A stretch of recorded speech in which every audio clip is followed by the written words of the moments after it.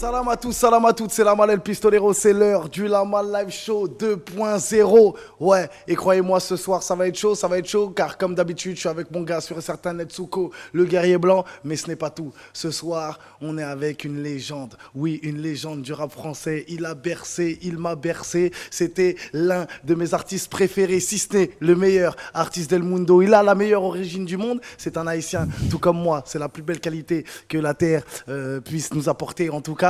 Bien sûr, artiste incroyable en termes de flow, en termes de punch, en termes de rap pur et dur. C'est la rue, on t'a dit, dans le Lamal Live Show 2.0. Ça me fait plaisir de l'avoir. C'est le KB Nueve, c'est le Ballon de Oro, c'est le Messi, c'est le CR7, c'est la Coupe del Mundo, c'est le Bellingham du rap français, c'est le... Tout à l'heure, je t'ai dit que j'allais la glisser. C'est le Bellingham du rap français. Voilà, c'est le Haaland. Voilà, aujourd'hui, on est avec des Vikings, on est avec des vraies personnes, en tout cas, et ça me fait plaisir de l'avoir sur le plateau. Monsieur, grand monsieur, très grand monsieur, non pardon, très très grand monsieur, Alibi Montana. Ça va grand frérot? Salut mon Lamal, franchement merci beaucoup. C'est un plaisir d'être ici avec toi au Lamal Live, avec notre ami et en plus avec le meilleur homme de médias du rap français. Oh. Donc je suis encore touché d'avoir ces louanges de ta part. Ah bah ça fait plaisir. Tu sais que tu as bercé je vais dire ma jeunesse, pas mon enfance, parce qu'on n'a pas tant d'âge d'écart que ça. Mais franchement, ma jeunesse, tu as bercé ma jeunesse, que ça soit l'album Numéro d'écrou, 1260 jours, que ça soit l'album Rue aussi, avec Alibi, avec LIM bien sûr.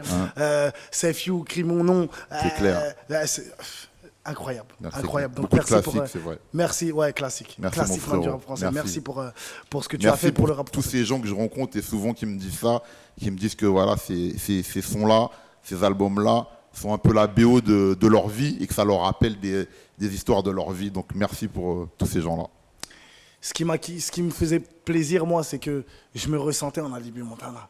Je voyais un mec de quartier, tu vois, qui a fait du placard, qui est là et qui était rue, qui rappait, tu vois, comme, en fait, il rappait ce que nous, on vivait, en fait, ce qu'on disait, et il le faisait superment bien, tu vois, et franchement, c'est un plaisir de ouf. Donc, merci Alibi d'être venu dans la Lamal Live Show, ça fait plaisir. Bien sûr, dans cette émission, hein, comme d'habitude, on est avec Netsuko, c'est lui qui présente les artistes, mais avant ça, on va regarder quand même en image le parcours du grand monsieur, non, du très grand monsieur, non, pardon, du très très grand monsieur, qui est dans le Lamal Live Show, Alibi Montana. La muscu des faveurs. Appelle-moi kilo de cocaïne dans le coffre d'un merco. Accord, on peut pas plaire à tout le monde comme Marco. C'est Tony Montana, Ali Pacino. T'as ma parole, c'est qui Béné, c'est qui c'est Pequigno. Mon rap lancé comme du bédo dans les couilles. Illicite si tu pêches chez moi, mec, vas-y, grouille. Appelle-moi Carlos ou encore Pablo. Numéro d'écrou, écrit sur tous les tableaux. Pour les affaires, moi je fais de la compta. Si tu carottes mes thunes, ça fera ratatata. Appelle-moi criminel, tout comme Al Capone. La tête comme dans un système de bout de tous les gars la mon nom. Alibi, je vais quitter mon nom, présenter mon nom. Je suis violent sur le violon, comme si le rap lui-même m'avait mis au monde. MC crie mon nom, Chimio, Chimal, de nos moments les meilleurs. Mes collègues en prison me disent loin des yeux, loin du cœur. Là-bas, loin, loin, loin de toi, j'ai besoin de ta force et de ton soutien. Loin, loin, loin des yeux et loin du cœur. Là-bas, tout près du pire, très loin du meilleur. Là-bas, loin, loin, loin de toi, j'ai besoin de ta force et de ton soutien. Loin, loin, loin des yeux et loin du cœur. Là-bas, tout près du pire, très loin du meilleur. Je t'ai rencontré, j'étais gamine, fragile, un peu naïve. J'ai grandi, mais à leurs yeux, je ne suis que la femme. Alibi Montana. Le RN, les mythos, les fachos. Habitués à poignarder dans le dos. En tête dans les vents, non j'y crois pas. La France putain, elle tombe bien bas. Je vois le sourire de plein de bâtards qui parlent d'expulsion ou de placard. Des saletés, des salauds sont alliés à un pour des euros. Les enfants, je pense à votre futur. Lâchez pas le combat, même qu'on s'y dure. Le RN nous crache à la figure. Le RN, je les baisse sur ses mesures. Aïe, aïe, aïe, aïe, aïe, Alibi Montana, incroyable. Ah, carrière magique, magnifique. Hein. Je peux pas arrêter de me faire tes éloges parce que je t'ai dit, on regardait tout à l'heure l'extrait, écrit mon nom, etc. Bon, il y a plein d'autres classiques hein, qu'on n'a pas mis, bien sûr. Mais voilà, on parlait, pour moi, c'est la meilleure époque du rap français à cette époque-là. Même toi, tu étais à ton prime aussi. C'était vraiment... tu as dû le vivre incroyablement C'était incroyable pour toi. C'est une quand même, époque hein, magique, ouais, incroyable, magique. Je me rappelle de tout ça, des tournées, du public, des gens aussi qu'on voyait de ville en ville dans toute la France, ou Belgique, Suisse, qui connaissaient toutes les paroles par cœur. C'était vraiment une époque incroyable. Et puis, comme je le disais aussi, il y avait, je sais pas, il y avait, je trouve que les rappeurs avaient tous une empreinte particulière. Je dis pas que c'est pas le cas aujourd'hui, il y a aussi certains, mais je veux dire, il y avait plus ce côté-là où les gens s'identifiaient à toi et ça restait pour longtemps. Alors qu'aujourd'hui, il y a beaucoup de gens, tu vois, qui ils sortent un album et puis on les revoit plus, tu vois, même quand ils buzzent beaucoup, mais il n'y a pas assez de titres qui ont imprimé dans la tête des gens. Et j'ai eu la chance d'appartenir à cette époque.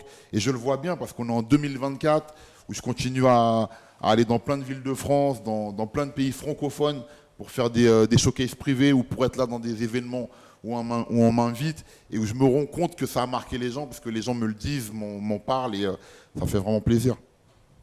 Incroyable. Et si tu avais quand même un souvenir qui te marque et qui te dit non, ça vraiment, ou une anecdote, tu sais, en showcase, lors d'une tournée, ou une dinguerie qui s'est passée, tu vois, ça serait quoi? Franchement, c'est la toute première tournée parce que c'était une découverte pour moi, je ne m'attendais pas. C'était après le succès de l'album 1260 jours.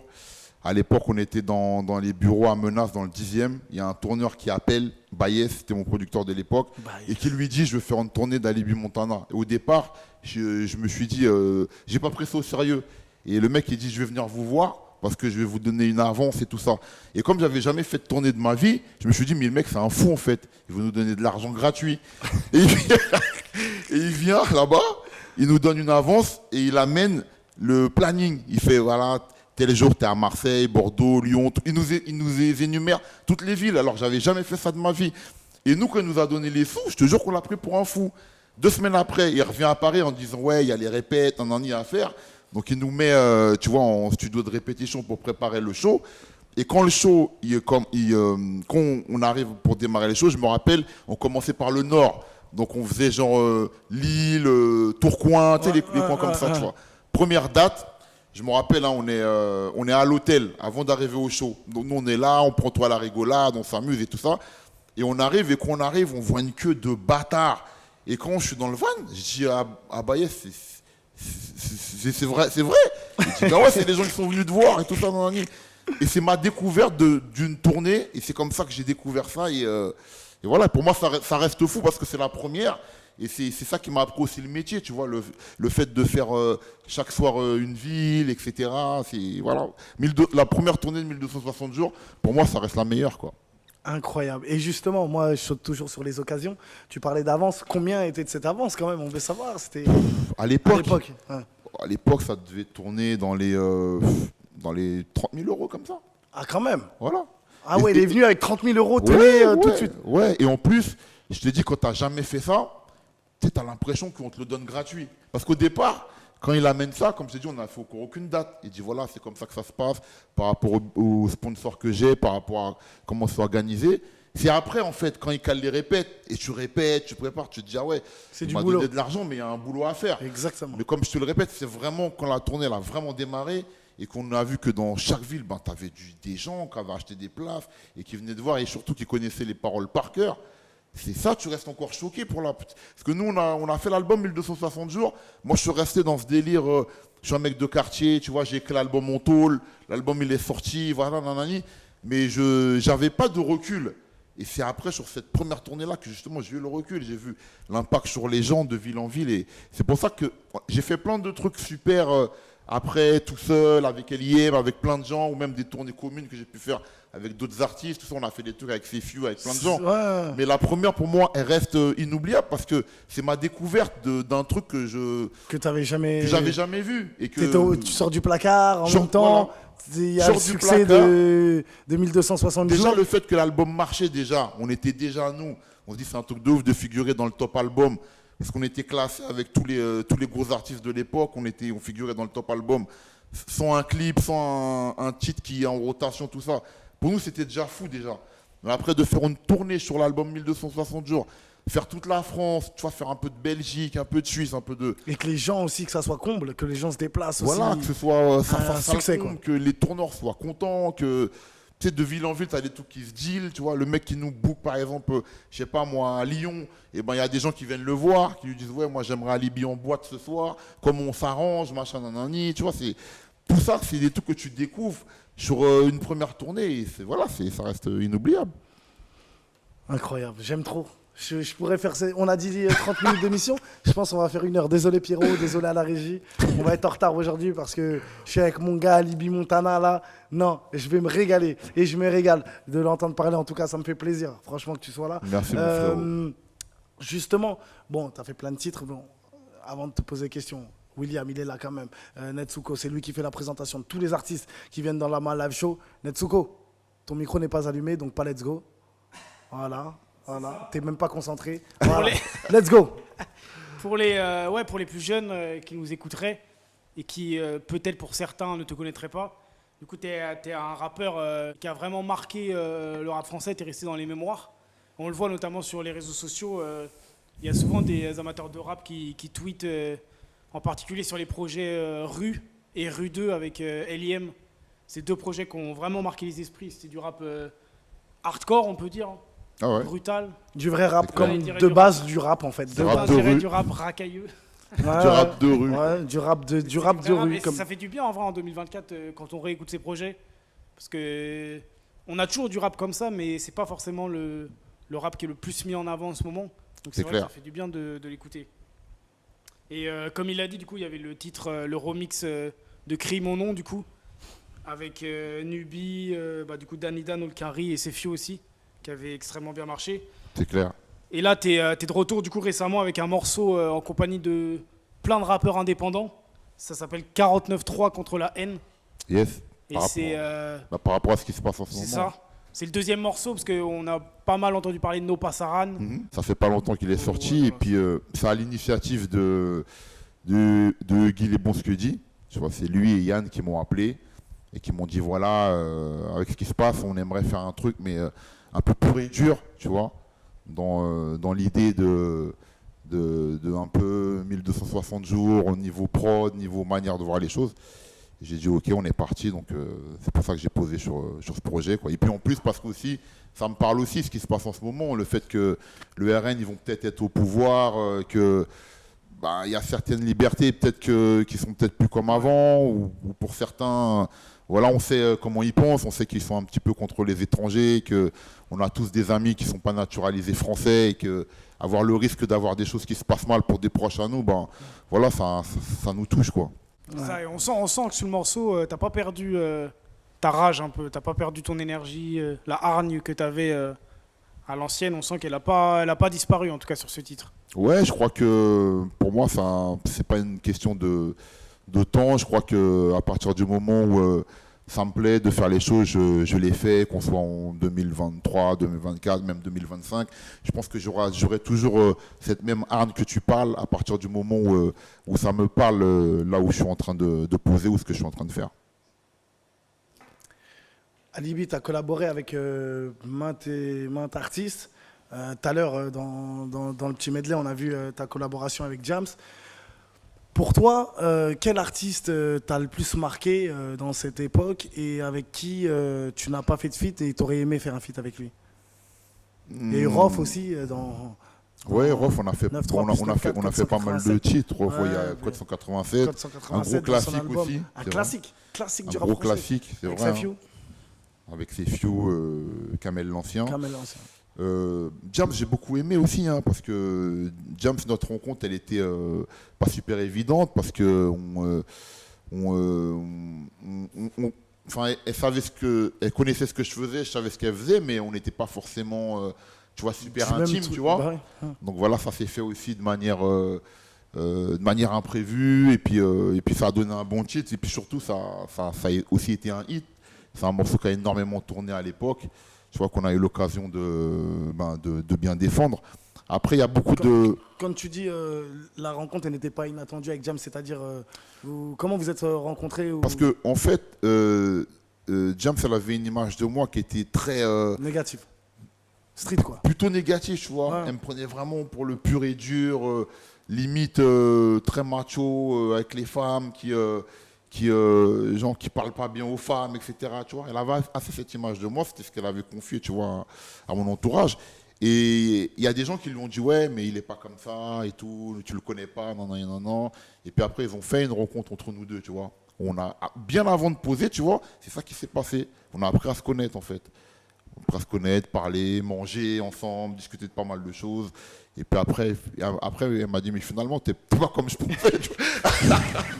Elle m'a dit, je croyais que t'étais un dur de fou, pas gentleman du tout, machin. Ouais. Et puis après, non, elle a vu que j'étais un gentleman, tu vois que... Un homme, en fait. Voilà. Qu'on est de la street, mais voilà, qu'on sait se comporter. Elle a vu exactement que je lui ai tenu la main pour qu'elle passe avant moi, tu vois. Tu lui as ouvert la porte. Je lui ai ouvert la porte. Après toi. Voilà, Elle exactement. a dit, allez-y. Voilà. Allez-y, fais ça. Voilà, et pensait pas que je me comportais comme ça, tu vois. Elle a dit, ah non, ah bon. Et puis après, on a échangé sur plein de sujets, machin, différents. Et puis le lendemain, on a encore reparlé justement pour trouver un peu le thème. Et puis comme, bon, elle savait que j'étais parti en prison, tout ça, que j'avais écrit justement mon premier album 1260 jours en prison, elle me demandait... Voilà. Elle savait que j'avais écrit 1260 jours en prison et elle me demandait comment ça se passait, si j'étais toujours avec ma femme de l'époque ou etc. Les rapports. Rentrer dans le... Voilà comment ça se passe. Ça, elle m'a posé beaucoup de questions sur la prison. Et moi, je lui ai un peu parlé, tout ça, je lui ai expliqué. Et puis c'est elle qui m'a dit, bon vas-y, viens, on fait une histoire justement de... Voilà, un couple et tout, ils sont séparés par ça, mais justement, ils lâchent pas l'affaire, leur amour c'est plus fort que tout, ça va pas être brisé par la distance, par la prison, par les barreaux, tout ça, nanani. Et puis c'est comme ça qu'après, on a commencé à écrire le soir ensemble le morceau qui est devenu Loin des yeux, loin du cœur. Et puis comme je t'ai dit, à l'époque, ça a été un gros hit en plus. Il a tourné partout. Il a vraiment tourné partout. Il a tourné partout. Et, loin des yeux, loin du cœur, clair. titre incroyable. Je vous invite à aller, en tout cas, regarder le clip aussi, le clip incroyable. Allez écouter le son, franchement, même télécharger aussi, parce qu'il est disponible. Il est disponible, bien sûr. Allez télécharger, parce que franchement, ça, c'est un titre. En fait, c'est du rap, voilà, mais bien fait. Tu vois ce que je veux dire? C'est-à-dire, c'est de la street, on parle prison, on parle truc, mais le titre, il est incroyable. Non, franchement, c'est un super bon titre. C'était au placard, moi, en plus, quand j'ai celui-là. C'était en quelle année? C'était en 2000... C'était en 2009. Ouais, 2009. C'est ça, c'était en 2009, tu vois. Exactement, je le voyais partout à la télé. Il y a beaucoup de femmes qui m'ont parlé de ce titre, tu vois. J'ai rencontré plein de femmes dehors, certaines qui vivaient ça, qui me disaient que, franchement, ils l'écoutaient même sur le chemin quand ils allaient voir leur gars, tout ça. Et voilà. Après, j'ai parlé avec des mecs, des fois, purs et durs. Surtout, on était dans cette époque-là, tu vois, où dans les tournées, je jouais beaucoup... les gros morceaux street, tu vois, et qui eux étaient un peu moins contents. Et il y avait des gens déjà qui me disaient, ouais, pourquoi t'as fait un morceau avec Jam, tu vois. Et je leur disais, mais Jam, kick de ouf, mon frère. Ouais. Jam, et tabasse même plein de rappeurs en rap pur. Parce que si on parle en rap pur, tu mets Jam sur un morceau, rap où ça doit kicker, mon frère, elle envoie, tu vois. Bien sûr. Donc des fois que j'avais ces questions-là, même moi-même, j'étais étonné, tu vois. Et je disais aux gens, mais vous êtes fous, c'est une kickeuse. Je crois même que c'est la meilleure rappeuse qu'on a eue en France, hein. Pour moi, c'est la meilleure. Je pense qu'il n'y a pas de doute. Pour moi, il n'y a aucun débat. Celui qui me dit non, il y a un tel, non, il y a arrêté. Jam, ça et Kenny Arcana qui était forte aussi. Oui, Kenny Arcana, forte. Mais Jams, pour moi, c'est au-dessus quand même. Pour moi, c'est le ballon des Oro, Jams. Après, en fait, ce qui était fort avec Jams aussi, là où elle a réussi vraiment sa carrière incroyable, c'est-à-dire qu'elle savait kicker, rapper, freestyle, tout, clair. Et elle savait faire des titres. Exactement. Bien faire sûr. Des titres, c'est pas donné à tout le monde. Elle était complète. Kenny Arcana, elle est forte. Les gens s'identifiaient, c'est un peu le symbole d'une génération aussi. Exactement. Il y avait Kazé aussi. Kazé, incroyable Kazé. Bien sûr. Incroyable. Non, franchement, il y a eu du Princesse Agnès. Il y a eu du. Bien sûr, il y a du level. Voilà, il y a eu du level. On a des gens. On a des femmes qui rappent, hein, mais je pense qu'elles représentent quelque chose de particulier. Après, moi, je suis quelqu'un, j'écoute un peu de tout, tu vois. Je sais ce que fait Shine, je sais ce que fait pas mal d'autres. Il y a Laze qui est venue. Laze, voilà, je sais. Super forte, Laze, quand elle est venue avec Lina Mayem, là. Exactement, tu vois. Un freestyle incroyable. Exactement, je sais ce que font toutes ces femmes. Mais c'est encore dur quand même en France, on le sent. Pour les femmes. On n'est pas prêt. C'est encore dur on voit pas encore des femmes. Il y a eu Shai. Mais après, on voit pas beaucoup de femmes qui montent vraiment, en tout cas au niveau commercial. Oui, après peut-être que c'est plus, pour elles c'est un petit peu plus dur et qu'en France on a encore ce côté-là où les hommes en fait ils sont pas tellement prêts à dire voilà, moi j'écoute elle. Tu vois, ils restent encore dans ce phénomène-là où ils vont plus citer les noms des rappeurs qu'ils écoutent, ou même dans leur voiture, en fait, tu vois. Les mecs, quand ils tournent, tu vois, c'est rare qu'ils vont mettre une rappeuse, tu vois, et tourner avec le son d'une rappeuse. Donc on est encore un peu dans ça. Mais moi, je pense que voilà, c'est des barrières qui vont tomber. Tu vois, il y a des meufs qui sont en train de faire un bon travail justement pour ça. Et je pense que c'est des choses qui vont arriver. Bah, il y avait un morceau qui avait bien tourné, tu sais, après Bande Organisée, il y avait des meufs qui avaient fait ce titre-là. Moi, franchement, j'avais aimé, mais elle s'était fait dézinguer partout, ouais, le titre, truc. Alors que j'avais kiffé, moi. J'avais kiffé les rappeuses, elles fait une sorte de bande organisée, tu vois, en meuf. Magnifique. Et je sais pas pourquoi après mais en tout cas, elles se sont fait terminer sur les réseaux, tout. J'ai pas compris parce qu'il y avait vraiment du potentiel et du talent. Après, voilà, c'est sûr que. En général, dans le rap, c'est vas-y, t'es une meuf, faut que tu chantes.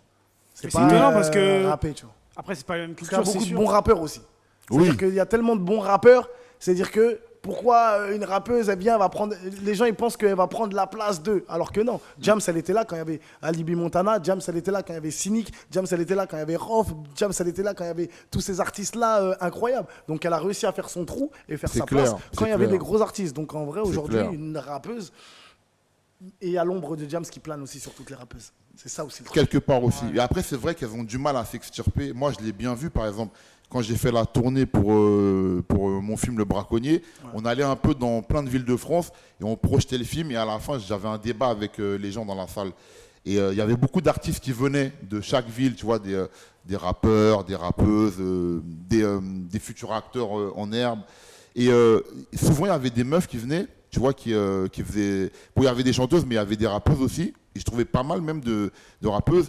Et souvent, le problème qu'elles m'expliquaient, c'est qu'au sein de leur ville, tu vois, même dans la propre ville, hein, je parle même pas au niveau national, mais ça reste local, elles m'expliquaient qu'elles avaient beaucoup de mal de participer aux choses. C'est-à-dire que le mec de la ville, il organise un événement, tu vois, et ben, il met les gars, mais il va pas penser, par exemple, à elle, alors qu'il sait que dans sa ville, il y a une rappeuse, il y a un groupe de 3 meufs, et ben, souvent, ça, c'est un truc qui est revenu, où elles me disent qu'elles doivent beaucoup se battre par rapport à tout ça, tu vois. Voilà. N'oubliez pas le titre, hein, 49.3 contre la haine, en tout cas, et contre le RN, bien sûr, disponible sur toutes les plateformes de téléchargement légal. Ça vient de sortir, c'est avec Alibi Montana et d'autres rappeurs aussi en indépendant. C'est ça qui est fort. Peut-être, tu parlais de médiatisation, ben, il vient de sortir le titre il y a 2 jours, mais aussi, peut-être parce que quand c'est des artistes en indépendant, et ben ça c'est ça. C'est clair, Après, c'est vrai que Non Pas Saran, il y avait beaucoup voilà. C'est normal, bien sûr. Et il est là le problème, c'est que le même combat, le morceau, et même franchement, le morceau il est incroyable déjà. Donc il y a quand même comparaison avec l'autre. Franchement, il mérite en tout cas d'être mis en avant et d'être mis en lumière parce que déjà, c'est le message en tout cas qu'on retient. C'est contre le RN, il faut aller voter. Merci en tout cas Libby pour ce message. Merci frérot. On va parler aussi, bien sûr, bon, on va parler un peu du film, mais on va parler quand même du livre et aussi de ton agence. Quand même, Artop. ton agence Artop, Alibi Montana, voilà, il a une agence Artop où il y a pas mal d'artistes qui sont dans cette agence. J'aimerais que tu nous en dises un peu plus, en quoi consiste cette agence, et qu'est-ce que tu fais exactement et comment tu as décidé de la créer aussi. Alors l'histoire d'Artop, c'est un peu comme je t'expliquais, les rencontres que je fais avec mes projets. Par exemple, quand le livre est sorti de La Rue à la Rime, c'est pareil, j'ai fait une tournée aussi dans les librairies, des fois dans certaines MJC, ça dépendait des associations, où j'allais à la rencontre des gens. Voilà, il y avait les gens qui avaient acheté le livre, mais il y avait aussi des gens qui venaient me voir, ils n'avaient pas acheté le livre, mais ils venaient me voir pour parler. Tu vois, ils m'expliquaient des trucs, certains leurs problèmes, d'autres autres choses. Et c'est pareil, je tombais aussi tout le temps sur beaucoup d'artistes, aussi bien masculins que féminins. Et surtout quand tu vas en province et les gens t'expliquent, voilà, moi j'ai un album qui est sorti, j'ai jamais fait de radio, ou je viens de finir un album mais je sais pas du tout comment faire, je connais personne, j'ai aucun contact. Et les gens me disaient ça déjà à l'époque du livre de La Rue à la Rime, mais encore pire pour Le Braconnier. Parce que Le Braconnier, on faisait carrément un débat après les projections avec les gens. Et donc c'est pareil, les gens, tu es dans leur ville, tu vois, tu es à Brest, tu es à Perpignan, tu es à Quimper, voilà, ben, les artistes ils viennent. Et c'est pareil, ils m'expliquaient tous la même chose.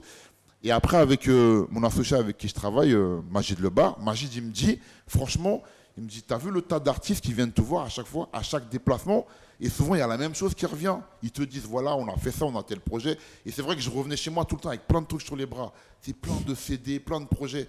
Et Majid, il me dit franchement, en plus les gens, ils t'expliquent, ils ont une sorte de confiance en toi où ils te parlent un peu comme un grand frère. Il a dit franchement, on devrait monter voilà, ton agence. Et voilà, après ces gens-là, tu leur dis que tu as ouvert ça et qu'ils viennent te voir. Et c'est ce qu'on a fait, c'est l'histoire d'Artop. Depuis qu'on a mis ça en place, eh ben, on reçoit vraiment des artistes, c'est pas que de Paris, hein, c'est vraiment de province. Par exemple, hier, j'étais avec des gens de Lyon, de Grenoble, qui viennent avec leurs projets sous le bras. Et ce qu'on fait, nous, c'est-à-dire qu'en fonction du besoin qu'ils ont, on étudie ça et puis on met des choses en place pour eux. Des fois, il y en a aussi qui arrivent, le projet n'est pas fini. Des fois, il y a des gens qui viennent, qui me disent, voilà, je voudrais avoir tel flow, parce que j'ai kiffé tel titre à toi, j'aimerais avoir tel prod, ou j'aimerais que tu m'écrives un couplet. C'est vraiment, on adapte au sein d'Artop par rapport aux besoins qu'a l'artiste. Et c'est ça l'histoire d'Artop. C'est incroyable. Pourquoi c'est incroyable? Déjà, il y a un message dans tout ce que Alibi vient de dire. C'est que, bon, déjà, je voulais te féliciter pour un truc. Tu sais pas pourquoi, mais je vais te le dire tout de suite. Il se déplace dans toutes les villes. Il prend le temps d'écouter les gens. Et ça, les artistes ne le font plus. Ou peut-être ne l'ont même jamais fait. Les artistes à une carrière, avec la carrière d'Alibi Montana, le degré de starification qu'il a. Oui, peut-être tu n'aimes pas ce mot-là, mais tu es une star, Alibi Montana, aujourd'hui. Tu es une star, et avec ce degré-là, avec ce statut-là, se poser et écouter des artistes en développement qui sont inconnus au bataillon, que tous les artistes ou que même tous les gens peut-être auraient négligé. Lui prend le temps de les écouter et de prendre leur projet, et il a dit un truc intéressant, de le ramener chez lui. Les gens, généralement, ils prennent ton CD, ils posent, ils le laissent dans le van et ils l'ont oublié. C'est-à-dire que, merci.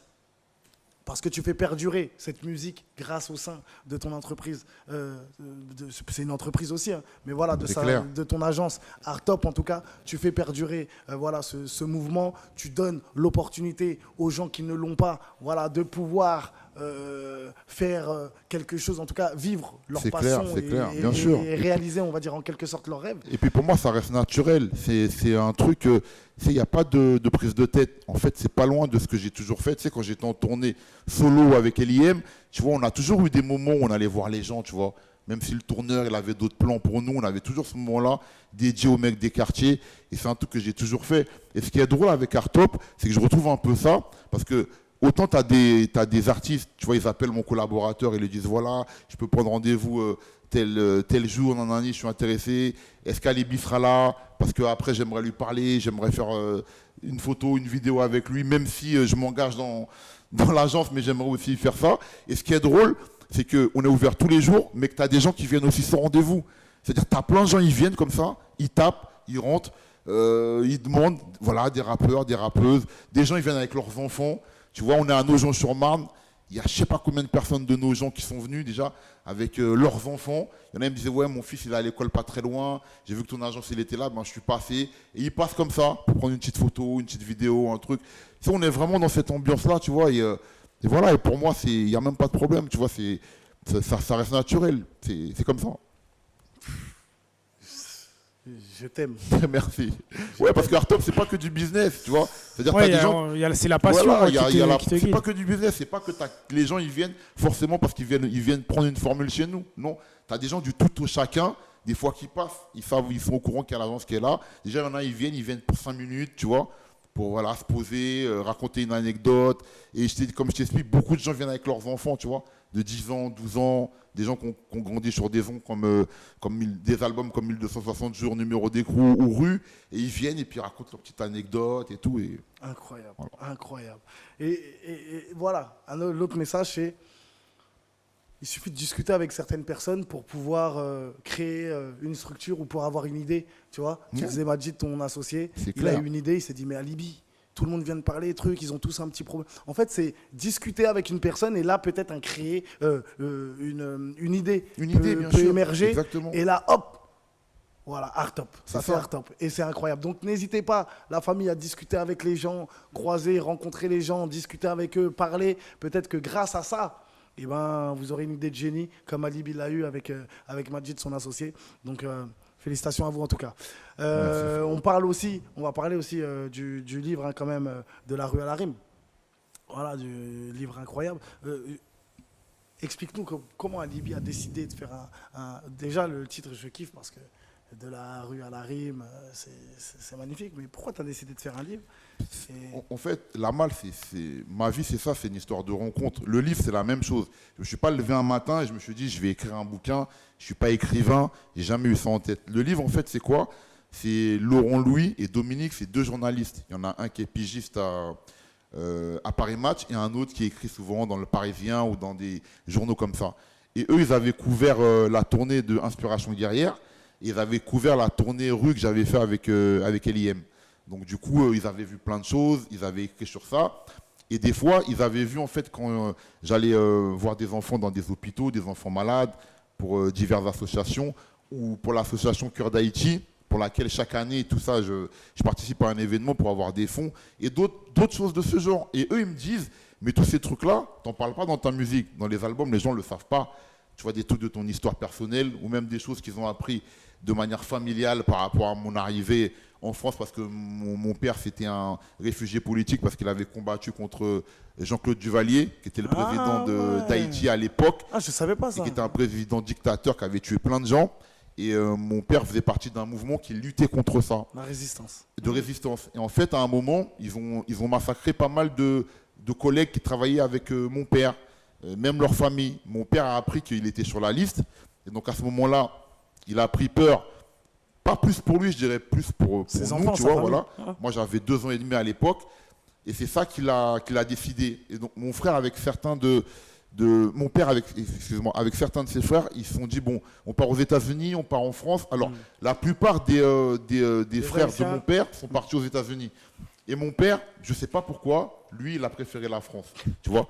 Là, j'aurais pu. Souvent, quand je parle avec mes cousins qui sont à New York ou tu vois, qui sont à Los Angeles, à chaque fois ils me disent mais pourquoi ton père a choisi la France? Parce que là, peut-être tu serais en train de rapper avec, je sais pas, Jay-Z ou je sais pas quoi, ou tu vois, ça arrive à 2 ans et demi aux États-Unis. Mais mon père, en fait, le truc, c'est que à l'époque, en Haïti, il avait déjà entendu parler de ce qui se passait. Il y avait déjà les gangs aux États-Unis, c'était déjà un peu chaud. Et lui, il s'est dit, vas-y, il préfère emmener ses enfants en France parce qu'il avait entendu qu'en France, c'était genre plus calme. Paris. Voilà. La ville de l'amour.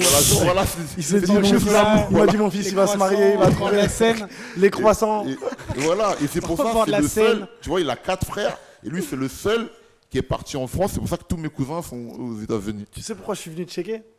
Parce que c'est l'histoire de ma vie. Ma mère, ma mère, elle était pas. Mon père aussi, il n'était pas dans la résistance, etc. Ouais. Mais mes parents, ils sont venus en France, alors que toute ma famille, elle est aux États-Unis.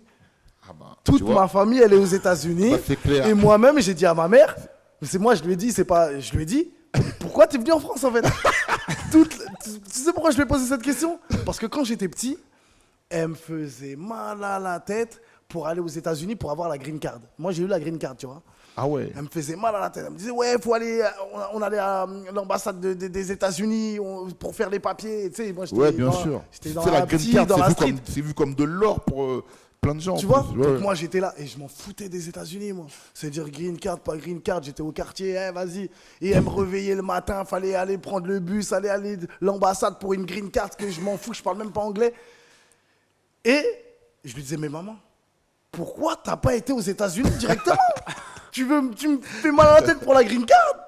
Pour que je me lève le matin. Mais il fallait aller aux États-Unis ici. Et toute sa famille, elle est aux États-Unis. C'est-à-dire tous mes cousins, donc je vois très bien ce que tu veux dire. Bon, on vit la même chose. Pareil. Incroyable. Sauf que moi, mes Parce cousins... que Miami, ça a 2 heures. En vrai. Mais généralement, ce qu'on dit, c'est que tu prends ton petit déjeuner style en Haïti et à Miami, tu déjeunes. Parce que c'est juste à côté. Ouais, c'est juste à côté. Tu vois, c'est vite fait. Et quand j'ai eu l'occasion d'aller là-bas et tout ça, à chaque fois, mes cousins, quand j'allais là-bas, je restais avec eux. Ils m'emmenaient un peu partout. Quand j'ai fait Miami, New York, tout ça, nanani. Et comme eux, ils étaient au courant un petit peu de ce que je faisais en France, tu vois, ils montraient mes clips à leurs potes, nanani. Et même quand j'étais là-bas, à chaque fois, ils me disaient, c'est le seul dans la famille qui rappe et c'est le seul qui est venu en France. Tout incroyable. Ils disaient ça, mes cousins. Mais tu sais, tu me parles de ça, mais je suis en ouf. Quand je suis allé à New York, là, en 2006, décembre 2006, je vais à New York, j'avais ton album, Nesbill, celui de Rof aussi. Je fais écouter à mes cousins. Je leur dis, ouais, vous préférez quoi, tout ça, écoutez, nanani. Ils ont kiffé. J'ai dit, c'est un haïtien, tout ça, nanani. Et ils ont kiffé. Mais par contre, ils ont préféré Nesbill. Ouais, Ah, ils ont Nesbitt, il préféré, est bon aussi. ouais, ils ont préféré Nesbitt, ils m'ont Très, dit très ouais, bon. c'était à l'époque, je sais plus le son rap des tests où Ouais. non, 10 000 questions. Ah, ouais. Oh là là, 10 000 questions, ils m'ont fait là-bas, là, au Sans States. comprendre les paroles en plus. Ils m'ont dit 10 000 questions. Après, ils rappaient un peu comme Nesbitt. J'ai des questions, je me pose. Voilà, des barres. Mais ouais, j'avais fait écouter, ils avaient kiffé aussi Non, mais l'album. c'est- Incroyable. C'est clair. Et moi, un Et truc donc, aussi. après, pour le livre, ouais, vas-y. J'allais dire un truc, ça n'a rien à voir Ouais, avec non, ce qu'on dit, vas-y, mais ouais. j'allais dire un truc aussi qui m'a... Bon, après, les États-Unis, c'est énorme. Mais un truc qui m'a impressionné aux États-Unis quand j'ai été là-bas, c'est le fait qu'il y a plein de rappeurs, en fait, qui sont que dans leur localité et qui Ils sont sont des riches. stars et qui sont. Voilà. Exactement. Ils sont riches, en fait, et je parlais avec eux, et les mecs, ils sont riches à mort, et que dans leur coin, ça Ils sont suffit. connus que chez eux. Voilà, et tu vois, ils font les États, et je me dis qu'après, c'est tellement grand aussi, que tu vois, il y a plein de groupes ou de rappeurs que nous, on ne connaîtra jamais, parce que, voilà, on ne va pas penser à aller les écouter, mais c'est des gens aussi, ils s'en foutent de voyager, parce que, tu sais, ils sont riches, ça leur suffit, tellement c'est grand le pays, Ouais, quoi. ouais. C'est fou. Ouais, tellement c'est grand, c'est vrai. On parlait du livre, mais tu parles beaucoup de quand même L.I.M. Tu vois, Rue, vous avez marqué. C'est clair, avec on a vos fait 2 albums ensemble. Voilà. Aujourd'hui, votre relation, vous parlez toujours ou... Bah, de toute façon, déjà, L.I.M, maintenant, il vit à Marseille, donc il est plus sur Paris. Et puis, non, on se voit pas beaucoup. On s'est vu il y a 2 ans parce qu'on avait refait une tournée rue. Tu vois, il y avait un booker qui nous avait contacté et qui nous avait calé quelques dates, tu vois, dans quelques villes pour jouer l'album rue. Et donc, du coup, lui, il avait pris l'avion. On s'était rejoint du côté de Cône-sur-Loire parce qu'on avait démarré là-bas, les premières dates. Et puis, on a fait les dates. Et puis, quand les dates c'était fini, lui, il est rentré à Marseille. Moi, je suis rentré à Paris. Donc, non, on ne se voit pas plus que ça, tu vois. Après, s'il y a de la demande comme ça, s'il y a de la demande comme ça, on le refera, tu vois. Ouais, la relation, elle est bonne, quoi. Mais ouais, la relation, elle est bonne. Mais on n'est pas tous les jours ensemble. On ne joue pas à FIFA ensemble. On n'est pas... Ouais. Voilà, quoi. Mais la relation, elle est bonne. Ok. On parlait du livre justement de la rue à la rime, hein, c'est important. Donc tu disais c'était par rapport à le biais d'une rencontre comme ça. Voilà, les 2 Donc, le journalistes, livre, voilà, c'est vraiment eux en fait. Ils m'ont dit voilà, il faut raconter tous les à côté du rap, tout ce qu'il y a à côté, tout ce que nous on voit, que tu peux faire avec les assos, ta relation avec la famille, tous ces trucs-là. Et donc du coup pendant 1 an et demi, donc j'avais des rendez-vous avec eux dans la semaine où Laurent Louis et Dominique ils venaient. Alors ils venaient avec un dictaphone, ils avaient établi des chapitres par rapport à ma vie. Ils avaient des choses très précises qu'ils me demandaient et qu'ils enregistraient. Et c'est comme ça qu'on a écrit le bouquin. Voilà, ça a pris 1 an et demi. Voilà. Incroyable, incroyable. Film aussi, Braconnier. Oui, Braconnier. Braconnier aussi. Voilà, avec Sébastien Jiménez. Exactement. Donc voilà, le réalisateur lyonnais. Pareil, Sébastien, c'est quelqu'un aussi qui est un peu plus jeune que moi, qui m'a expliqué dans nos premiers échanges que voilà, il avait vraiment grandi avec des albums comme 1260 jours, Numéro d'écrou, Rue, etc. Et que lui, quand il était en train d'écrire ça, et qu'il m'avait vu dans le rôle du chef de gang, il ne me connaissait pas en vrai, mais quand il écrivait ça, c'était pour toi. Voilà, il Dans m'avait sa dit, tête, moi, c'était c'était pour moi. Alors, la petite histoire qu'il m'a dit, il m'a dit, avant de te contacter, j'ai dit à ma femme, voilà, je vais essayer de contacter Alibi parce que j'aimerais que c'est Alibi qui joue le rôle. Il m'a dit que sa femme lui a dit, ouais, mais tu les connais pas, ces rappeurs, il te connaît pas, et ça se trouve, il va te jeter en l'air, il va dire, on n'a rien à foutre, ça m'intéresse pas. C'est lui qui m'a raconté ça, hein, tu vois, après qu'on a tourné. Et il m'a dit, franchement, j'étais content, tu m'as répondu, je suis venu sur Paris te voir. Il m'a dit, ça s'est très bien passé qu'on a mangé ensemble, et jusqu'à présent, on continue à se parler, parce que des fois, il y a des moments où quand le film est dans des festivals, j'y vais avec lui, avec les autres acteurs principaux. Et là, on est sur d'autres projets aussi, de séries, dont un dans lequel on va faire jouer des prochains mois. C'est du style Mon Fils, Jeff qui m'a accompagné aujourd'hui, qui va jouer dedans avec d'autres proches. Et voilà, j'ai gardé vraiment une très bonne relation avec Sébastien Jiménez. Et en ce moment, il est en train de concourir pour un autre film qu'il a fait avec d'autres acteurs. Et c'est vraiment un gars super bien, quoi. C'est lourd. Tu parlais justement de famille, tu parlais de ton fils qui t'a accompagné aujourd'hui. Justement, quelles sont vos relations avec ton fils parce que souvent, je te vois souvent en fait avec lui. C'est clair. Mon fils Jeff, et c'est vrai qu'il est très très souvent avec moi parce que déjà il aime beaucoup la musique, il aime le rap, il connaît l'histoire rapologique de son frère, de son père, peut-être plus que son frère, que ses frères. Et voilà, et ça se passe très bien, la musique, ça lui parle. Donc c'est pour ça qu'il est très souvent là. Et puis je pense que les gens seront amenés à le voir avec moi dans des choses parce que ça l'intéresse beaucoup, la musique, le cinéma aussi. C'est des choses qui l'intéressent. Et puis après, avec mes autres enfants, j'ai des très bonnes relations. Par exemple, mes filles, ça leur arrive aussi de venir dans certains événements. Tu vois, par exemple, elles seront là le 24 août. 23 et 24, ouais, c'est ça. 23-24 août au Salon Hoche. Elles seront là aussi parce que c'est un événement qui les intéresse. Qu'est-ce qui se passe exactement au Salon Hoche Alors, le Salon des entrepreneurs, on avait eu une édition déjà l'année dernière. C'est vraiment un salon où déjà les acteurs du monde de la musique, ils se retrouvent là-bas parce que là-bas, il y a bien sûr, il y a des producteurs, il y a des éditeurs, il y a des bookers, il y a des patrons de boîtes aussi. Et puis il y a toutes sortes d'entreprises différentes. Il y a des gens qui sont dans la restauration, des gens qui sont dans le make-up, etc. Il y a même des gens qui produisent par exemple des courts-métrages, voire des films. Par exemple, l'année dernière, il y a un jeune réalisateur qui était venu me voir et qui est venu après au salon des entrepreneurs avec son scénario, tu vois, et qui a trouvé une boîte pour produire son film. Incroyable. Qui va être tourné en 2025. C'est-à-dire que c'est un endroit où il y a du business qui se passe en fait. En plus d'être festif, parce que je vais me produire en showcase là-bas, il y aura des artistes surprises, des sportifs surprises, mais c'est en fonction du business que vous avez en fait. N'hésitez pas à venir avec votre carte ou vos projets sous le bras, parce qu'on est amené à rencontrer des gens qui peuvent faciliter, tu vois, la concrétisation du projet, quoi. Moi, c'est pas du blabla, je l'ai vu moi l'année dernière. Je l'ai vu être fait, tu vois, pour des gens dans plusieurs domaines. Et cette année, je pense qu'il y aura encore plus de monde d'attendu. Et j'en profite pour saluer donc la Mama, le couple Essamba, qui sont des gens qui travaillent beaucoup pour ce projet, qui sont des gens qui ont un relationnel avec certains politiques, on va dire, d'Afrique, et qui essaient de donner une idée consciente. C'est-à-dire qu'ils essayent en fait de changer un peu les mentalités et de faire comprendre à certains politiques qu'il y a moyen de faire les choses autrement pour l'éveil des consciences, pour leur façon de conseiller aux gens de faire des projets, que ce soit ici, mais même en Afrique. Donc voilà, ça vaut vraiment le détour. Si vous êtes à Paris les 23 et les 24 août, venez faire un petit tour du côté du Salon Hoche, vous ne serez pas déçus.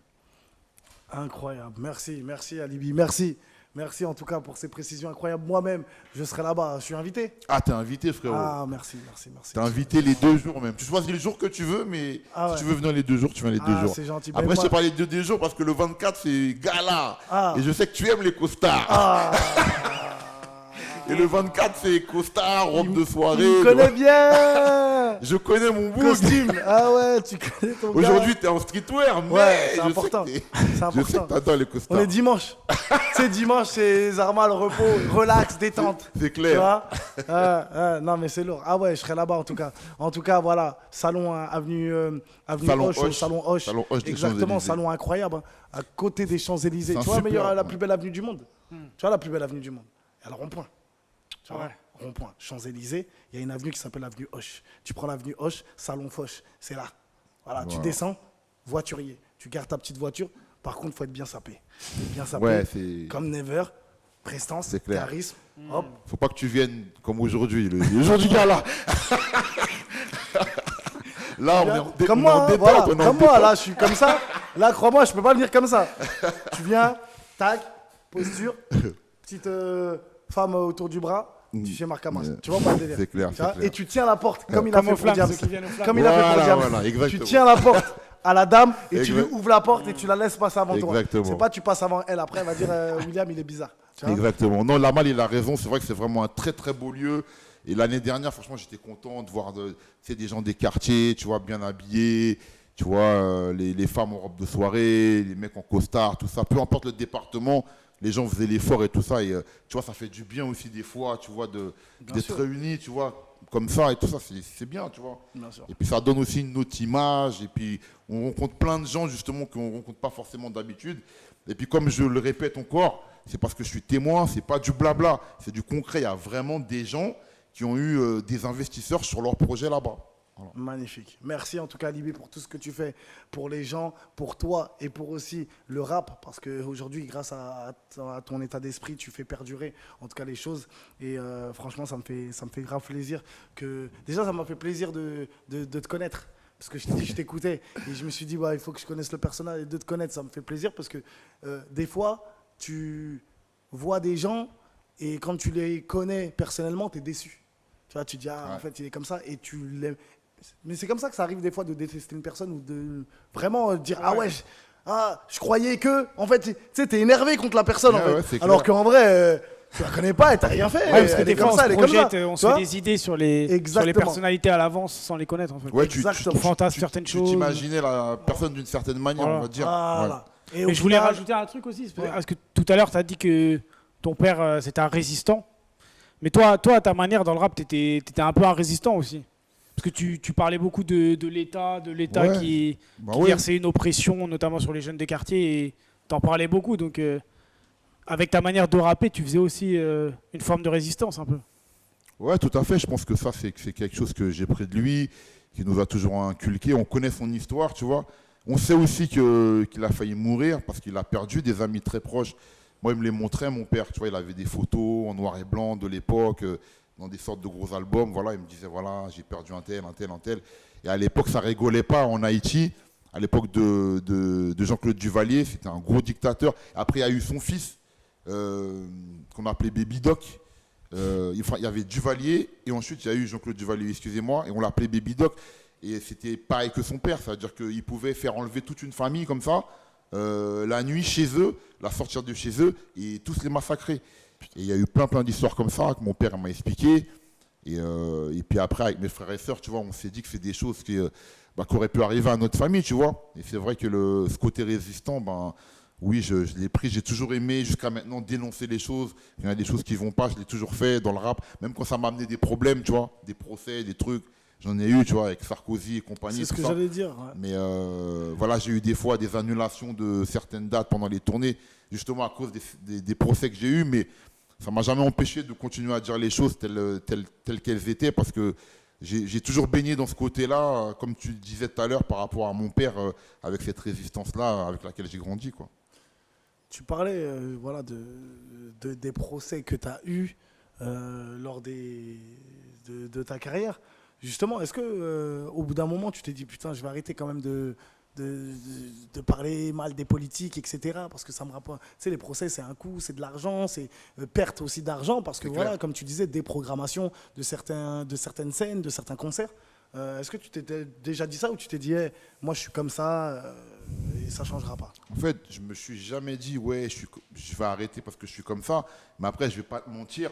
C'est vrai que ça m'a amené certains problèmes, certains désagréments à l'époque avec des bookers, même à l'époque aussi du premier album avec Bicos, tu vois, où certains problèmes ont fait en sorte que des tournées qu'ils avaient calées, des choses ont été déprogrammées. Donc oui, je ne vais pas dire que ça n'a pas amené des problèmes, ça a amené des problèmes. Et je pense que même, ça m'a aussi amené des problèmes même médiatiques. Je pense que j'ai eu des problèmes aussi avec certains médias qui étaient plus d'un côté ou qui recevaient un petit coup de fil de tel homme très influent politiquement. Voilà. Après, c'est vrai que je n'ai pas changé ma manière de faire. J'ai toujours assumé jusqu'à maintenant parce que je voulais pas changer. Mais voilà, j'ai fait avec. Après, c'était un choix personnel, voilà, que j'ai assumé.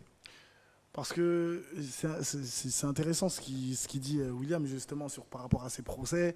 Aujourd'hui, on ne se rend peut-être pas compte, tu vois, mais on reproche souvent à des artistes de ne pas parler, tu vois. Et c'est pour ce genre de choses. Derrière aussi, parfois, Après, il faut avoir les épaules pour supporter notamment ce qu'a fait Frisk Orleans et tout ça dans les plus récents. Exactement. Orelsan à une autre époque, il faut avoir les épaules pour supporter.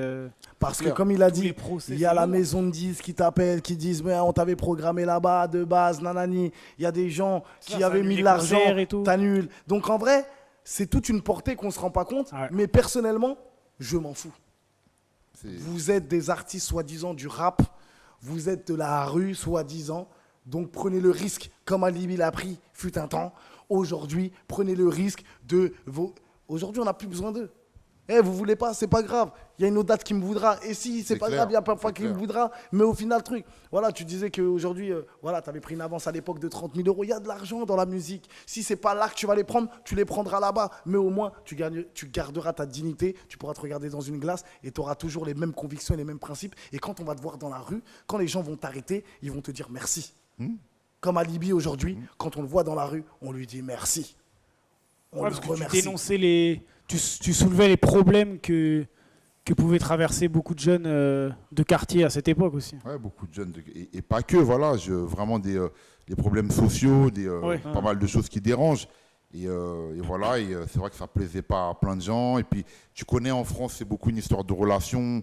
Tu peux toucher à quelqu'un, il a je sais pas combien de contacts, et puis voilà, il fait juste ses relations. Moi, à l'époque de Inspiration Guerrière, par exemple, j'avais une date à La Réunion, et je peux te dire que, tu te dis La Réunion, c'est loin de la France, et ben j'ai été programmé de ma date à La Réunion à cause des problèmes que j'avais.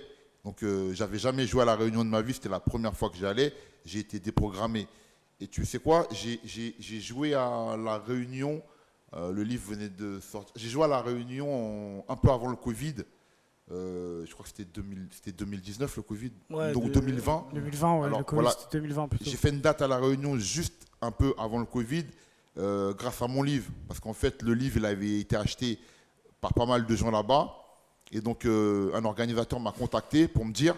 Il y a moyen. Ouais, il y a moyen parce que tu as vendu du livre là-bas. Donc, on peut combiner les deux. C'est-à-dire faire... voilà, sorte de tu viens pour le bouquin livre. et showcase le soir. Et en fait, ça veut dire que depuis mon album Inspiration Guerrière, j'avais jamais mis les pieds de ma vie en fait à La Réunion, alors que j'avais une date de programmée qui a été déprogrammée suite à mes problèmes. Et j'ai fini par rejouer là-bas de manière inattendue, même pas grâce à un disque, mais grâce à un livre qui fait que j'ai été pour le livre et après j'ai fait le soir un showcase. Donc comme tu disais tout à l'heure, Lamal, des fois quand tu gardes tes convictions, après les choses, tu les récupères à un moment ou à un autre, tu vois. Donc, Tu penses quoi on va pas tarder à la régie, je sais qu'on est pressé, mais bon. Après, je suis avec vite mon fait, gars, je rajoute- Je suis avec mon goat quand même. je suis pas le seul rappeur qui a été attaqué, qui a eu des procès. Ah oui, Je veux bien pas sûr. faire le mec. J'ai eu des problèmes, mais il y a beaucoup d'autres collègues aussi. On le sait, je pense que tu dois le savoir, qui ont eu des procès, qui ont eu des, Bien sûr, qui ont eu des problèmes, tu vois. Moi, je dis pas que c'est bien d'avoir des problèmes, hein, tu vois aussi. Non, je dis pas que que c'est c'est bien bien ou que les C'est arts. clair. Mais je dis que dis ce que tu as envie de dire, comment c'est tu as ça. envie de le dire. Et si tu as des problèmes, eh ben, il y aura des solutions. Parce que tout problème a sa solution. C'est clair. Mais il faut pas se dire, je peux pas dire ça parce que sinon j'aurai des Mais problèmes. le, C'est pro- juste ça que le- je dis. le problème Et ça, de... ça, on se le dit souvent, malheureusement, je trouve, dans l'époque actuelle quand même. Et Bah, il je suis est là le d'accord- problème. Je suis d'accord avec Il y toi. a, il y a ça qu'on certaines crée choses notre- parfois qu'on a envie de dire et tu dis ah merde ça peut-être par exemple sur les réseaux sociaux si je tweete ça va être compliqué après. Mais l'époque actuelle, elle est vraiment comme ça. Je pense que c'est la différence qu'il y a par rapport à des artistes de ma génération, qui sortaient les albums de ma génération, et ceux de plus de maintenant, c'est ce calcul-là, tu vois. Ouais. Je suis pas là pour jeter la pierre aux gens, mais c'est vrai qu'au jour d'aujourd'hui, franchement, les gens sont très carriéristes, tu vois. Exactement. Et quand tu as un sujet sur lequel il faut s'engager, tu vas pas avoir les gens comme ça qui vont... Ouais, où tu vas le voir en quand off. plusieurs vont le faire et petit Oui, à il faut petit, ils vont vraiment suivre le vent. voilà, En off, ouais. Voilà, en off, les gens vont parler le monde avec va toi, parler normal, être ouais. d'accord. Mais après, s'il faut se montrer, au jour d'aujourd'hui, hein, en tout cas en France, les gens ils vont penser d'abord business avant tout, tu vois. Avant une cause, tu vois. C'est en ça que ça a changé un peu. C'est pour ça qu'on fait cette émission, c'est pour ça qu'on fait ce média-là, c'est pour ça qu'on est là, pour justement... Et moi, je vous dis la vérité, et je m'en bats les reins.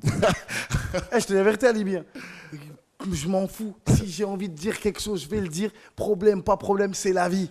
On a eu des plus gros problèmes que ça On a dans eu, notre bien vie. sûr, bien sûr. Vous allez pas nous Bien ramener. C'est parce que j'ai pas... Tu C'est vas clair, m'enlever c'est 10 000 euros de trucs ou tu vas m'enlever... Il y a un sponsor qui va partir. De toute façon, j'ai quoi comme sponsor De toute façon, on a un, J'ai- on a un chroniqueur qui est en master de droit là. Voilà, grâce à Il est Oussam, bientôt voilà. avocat, donc il en pourra nous vrai, aider, il au nous- mais même, quoi, on a quoi comme sponsor? Nous, on n'est pas sponsorisé de toute façon. Foot Corner, dédicace, il nous donne que des survêtes. Albert, pareil, grosse dédicace à toi, il nous donne Tu que vas des rien sapes. faire. Il n'y a pas un euro qui est sorti. Ouais, parce Voilà, que donc, t'es pas dans une logique où tu dragues les sponsors aussi. Exactement. C'est-à-dire que toi, Si, t'as une si. certaine C'est parce liberté. qu'on n'a pas. Hein. C'est pas- Non mais ce que je voulais dire, c'est S'il y a qu'en des fait, sponsors, on les prend. Hein. c'est que toi, tu gardes une liberté de ton. Bah En fait, oui. ce que je veux dire par là, c'est que quand tu fais les émissions, tu penses pas aux sponsors avant l'émission. Quoi. Exactement. C'est ça. Parce que quand tu fais comme ça se voit sur ta manière de présenter et de faire ton émission, tu vois. Et justement, tu penses quoi des médias aujourd'hui, toi? Est-ce que tu penses que les médias font du bien à cette culture, ou tu penses que les médias aujourd'hui Les médias font... rap, tu parles, ou les médias. Ouais, là, on parle de rap, là, pour médias l'instant. rap. Non, je peux pas parler des médias généralistes parce Ouais. qu'en vrai, ils nous font que du mal. Il n'y a aucun média qui est pour nous, on va pas se mentir. Bah, c'est vrai que souvent, quand ils parlent de rap, en tout cas, par exemple, le Parisien, là, ils vont parler de Moi la Squale qui a été condamné. À juste titre, mais c'est vrai qu'on voit pas le Parisien parler en bien. Même les grands médias, BFM. En fait, je parle Ah pas oui, de ces oui. médias-là parce qu'en fait, ces médias-là, c'est mort. Ouais. On l'oublie, c'est pas pour nous. Créons nos propres médias, faisons nos propres choses et essayons petit à petit d'aller avoir notre tribune à nous. Non, je te parle justement des médias rap. Est-ce que tu penses que... je sais pas comment formuler ma question, mais est-ce que tu penses que ces médias-là rap nous font du bien? Est-ce qu'ils promouvoient le vrai rap, le bon rap, ou est-ce qu'ils mettent plus en avant du rap qu'il faut pas? Bah, Tu le, vois le problème, c'est que les médias rap, au jour d'aujourd'hui, c'est peut-être un problème par rapport à les gens qui les tiennent, par rapport aux objectifs qu'ils ont, mais eux aussi, ils ont une politique qui est partisane. C'est-à-dire que les médias rap, si tu regardes bien au jour d'aujourd'hui, c'est pas ce côté, on va dire, objectif. Moi, comme j'ai pu connaître quand il y avait les magazines qui étaient vendus en kiosque, genre l'affiche, enfin tous ces trucs-là. Là. Les médias rap aujourd'hui, il y a beaucoup d'intérêt, de copinage aussi en fonction des gens qui vont se faire. C'est-à-dire que c'est pas très différent aussi des médias comme on parle mainstream. Hein. Au jour d'aujourd'hui, tu as beaucoup de médias qui prennent parti aussi, qui prennent parti fait et cause en fonction de c'est pour qui, en fonction de qui fait quoi. Et ben pour moi, c'est pas différent dans le rap au jour d'aujourd'hui. On n'est plus dans ce rap-là, pour moi, en tout cas médiatique, où c'est objectif de manière totale. Pas du tout. Je pense qu'un projet, en fonction de qui est derrière, ça va être différent le traitement, voire aucun traitement du tout même. Et c'est devenu comme ça, malheureusement, même dans les médias rap de notre culture, c'est devenu aussi comme ça maintenant. Parce que c'est vrai, c'est intéressant ce qu'il dit. C'est vrai qu'aujourd'hui, après moi, ça me dérange pas une personne qui n'est pas, tu sais, un mec qui est pro quelque chose ou pro, ça me dérange pas. Je vais te dire la vérité, c'est plus même pas hypocrite de sa part. C'est moins hypocrite de dire, eh, voilà, moi je suis pro un tel, ça me dérange pas, t'as droit. Tu as choisi ton camp, tu choisis Oh, mais ton le problème, camp, c'est que bravo, tu vois. des fois, ça Mais se voit trop. c'est ça le problème. Et Ne quand pas dézinguer Oui, les c'est autres. ça. Quand tu as un média, tu es pro un tel, pourquoi oui. tu dézingues Tu dézingues, l'autre? voilà, faut Si pas. t'es journaliste, enfin à un moment donné, c'est comme Hanouna qui a fait l'émission sur Europe 1, la dernière là, où il invite que des mecs de l'extrême droite. Tu le vois dans sa C'est manière de dingue. parler que Ça aussi, il tu peut vois bien la essayer, ligne. alors que là il est dans la peau d'un journaliste, normalement il devrait pas. Enfin, clair. moi, je suis pas d'accord là-dessus. Moi, je suis pour le journalisme aujourd'hui. Pour moi, le journalisme, c'est de l'hypocrisie comme tes armes à neutre. C'est-à-dire qu'à l'époque, tu regardes un match de l'équipe de France, t'es français, et tu commentes le match comme si t'étais pas pour la France. Eh, aujourd'hui, j'espère que la France va gagner. C'est comme ça, pour moi, personnellement. Après, je peux peut-être me tromper. Mais voilà, moi, en tout cas, je suis pas contre ces gens-là qui sont pro et truc. Je suis juste, dézingue pas les autres. C'est-à-dire, t'es pro un tel, encense la personne, ouais, là, pas de problème, fais ce que tu veux. Mais tu par trouves contre, pas que c'est gênant quand le journaliste, on sent à quel point pour qui il est, bah, en fait, ça te dérange pas? moi, le seul problème, c'est le respect d'autrui. Aujourd'hui, les médias rap me dérangent parce qu'ils ne respectent pas les anciens rappeurs. Ça aussi, Ils c'est une ont réalité. oublié, parce que si je te pose la question, Alibi, tout de suite, je t'ai pas vu aux flammes. Si C'est je clair. te pose la question tout de suite, est-ce que Alibi t'a invité dans tous les médias, comme Skyrock, comme truc? Est-ce que c'est eux qui t'appellent, qui décrochent ton téléphone quand tu sors ton livre, quand tu sors ton film? Est-ce que quand tu sors un projet, quand tu sors ton titre 9-3, 49-3 contre la haine, est-ce C'est clair. qu'ils t'appellent pour dire grand monsieur, très c'est grand clair. monsieur Alibi Montana, Ouais, c'est clair. viens pour promouvoir ton... Ils le font pas. C'est Pourtant, tu as œuvré et c'est grâce à eux, c'est grâce à toi, pardon, et à vous, ce que vous avez fait dans l'histoire de la musique, qui sont en place aujourd'hui. Non, mais bien Donc, sûr, on il est faut pas d'accord. l'oublier. Quand Et tu moi, ce regardes qui les me planètes dérange- rap que des gens comme moi ou comme beaucoup d'autres ont pu faire, tu vois l'engouement qu'on a pu amener Et ce sur qui me la radio, dérange, bien sûr.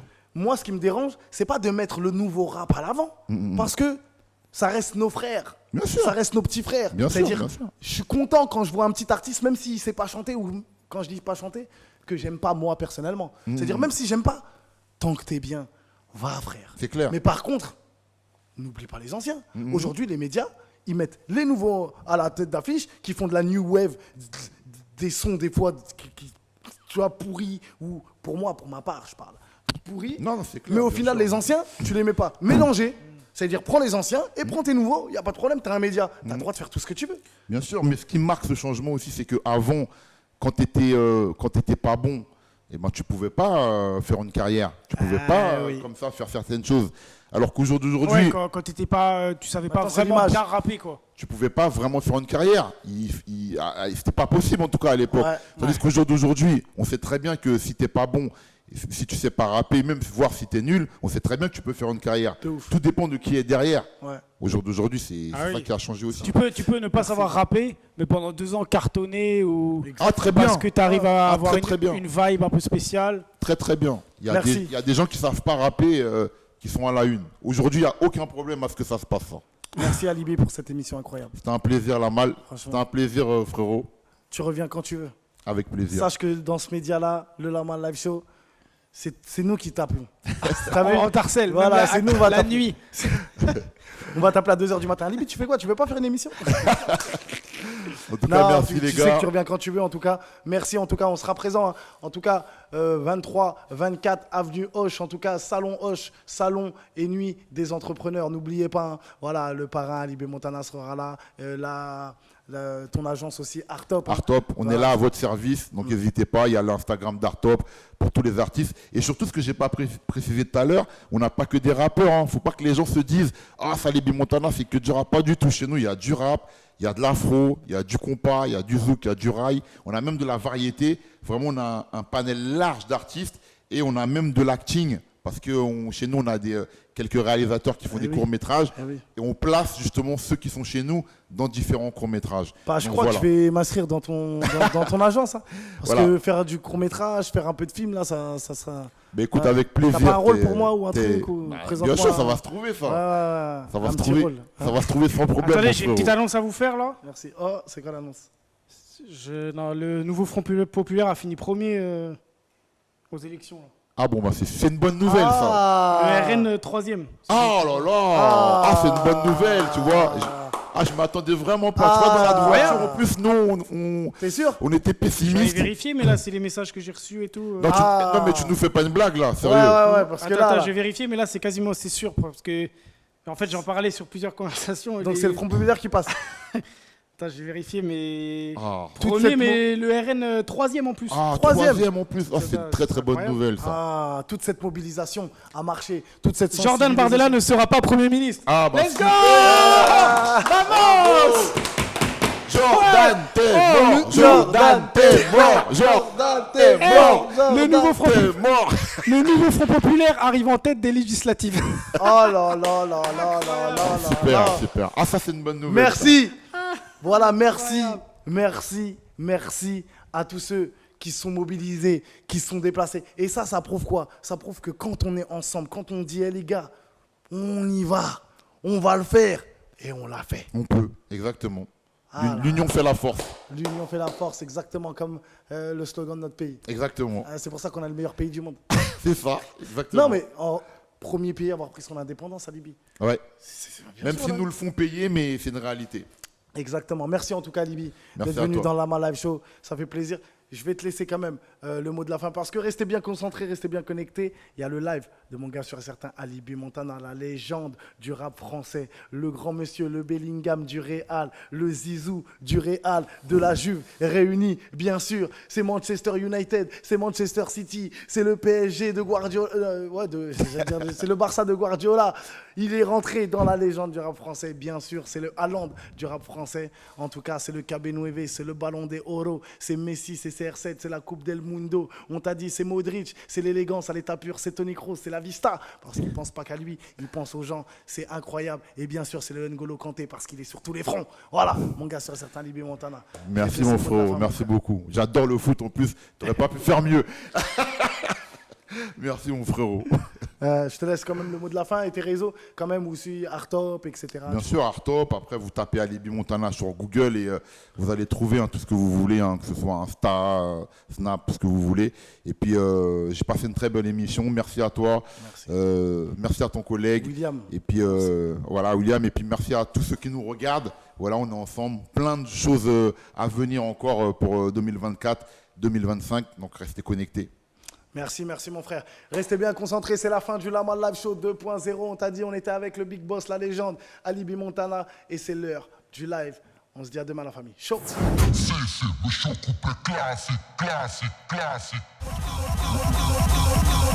Alibi, je vais kicker mon nom, présenter mon nom. Je suis violent sur le violon, comme si le rap lui-même m'avait mis au monde. MC crie mon nom, Chimio, appelle-moi kilo de cocaïne dans le coffre d'un merco. Hardcore, on peut pas faire à tout le monde comme Marco. C'est Tony Montana, Ali Pacino. Dans ma parole, c'est qui béné, c'est qui c'est Pequigno. Le rap, bloqué comme du pédo dans les couilles. Illicite si tu pécho chez moi, mec vas-y brouille. Appelle-moi Carlos ou encore Pablo. Numéro d'écrou, écrit sur tous les tableaux. Pour les affaires, moi je fais de la compta. Si tu carottes mes thunes, ça fera ratatata. Appelle-moi criminel, tout comme Al Capone. Secoue la tête comme dans un sous-système de Buju Benton. Dis mon nom, Alibi, je vais quitter mon nom. Présentez mon nom, je suis violent sur le violon. Comme si le rap lui-même m'avait mis au monde. MC crie mon nom, Chimio, tous les scala crie mon nom. Alibi, je vais quitter mon nom. Présentez mon nom, je suis violent sur le violon. Comme si le rap lui-même m'avait mis au monde. MC crie mon nom, Chimio. Ok. Code 187. On connaît. Si. Dans le Lamal Show. Le 3, 94, code 187. Flow. On met ton rap à 4 pattes. Ça découle, on les casse. Et que de l'aide, on meuble comme bouche. Le 3, 94, code 187. Flow. On casse le délire comme ça. Arco. Ça découle, on les casse. Et que de l'aide, on meuble comme bouche. S'en bat les couilles. Tu parles trop, à croire que tu vas tout brûler. Avec du whisky dans la plaie, je te baisse ta race, toi et ton couplet. J'ai pas le temps pour les putes qui tiennent le micro comme une bite. Et si ça rappe, comme ça tire et brise tes os comme une batte. Département mes couilles, qu'est-ce que tu crois toi et ton crew? Dans la rue c'est pour de vrai, si tu blagues tu prends des coups. Merde, pose le micro, on va te le rentrer dans le boule. Gros mytho, t'as pas de vécu, ferme ta gueule, tu nous saoules. 9-3, 9-4, code 187, l'automatique. Pour les grosses putes habituées à faire le 17, je parle peu. Quand je douffe, c'est qu'on m'a pas payé. Gros Zoulou, si tu t'en sors, c'est que mon arbre s'est oreillé. Change de pute, change de porte, change de pote, poc, tu reposes à terre ton bloc. 9-3, 9-4, code 187, flow 2004, on met ton rap à 4 pattes, ça découle, on les casse, y'a que de l'aide au menu comme bouche, s'en bat les couilles. 9-3, 9-4, code 187, flow, dans le rap on casse le délire comme ça, ça découle, on les casse, y'a que de la haine au menu comme bouche. Ça fait oh, ça fait oh. Ici, merci la famille, Lamal Live Show, c'est un plaisir. Merci beaucoup.